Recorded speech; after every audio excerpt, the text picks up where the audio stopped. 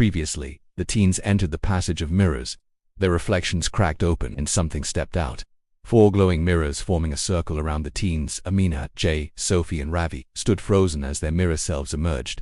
Copies of them, but sharper, colder, empty.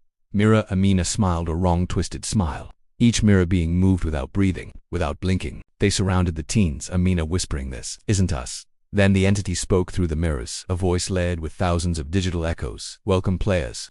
Level 1. Confrontation." Mirror Amina's vines twist into shapes of Amina's childhood drawings. The forest she created turned against her. Her mirror self forced her to watch her imagination twist into nightmares, drawings she never finished. Creatures she was always too afraid to imagine. Amina runs as vines grab her ankles, pulling her toward the mirror.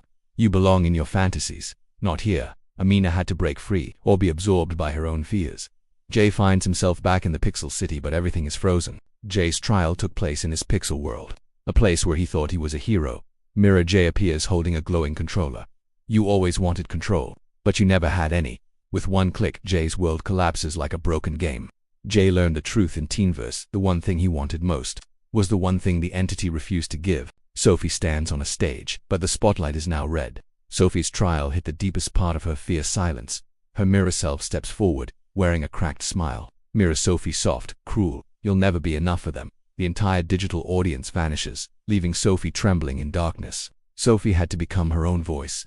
Before the silence swallowed her, Ravi appears next to the lake, now dark, corrupted, glitching. Ravi's trial unfolded in his quiet place, a place now filled with whispers of doubt. His mirror self rises from the water, dripping pixels. You run from your thoughts, but they always find you. The water turns into hands, pulling him under. Ravi had to face his fear of being overwhelmed, or drown in it forever. The mirrors snap shut.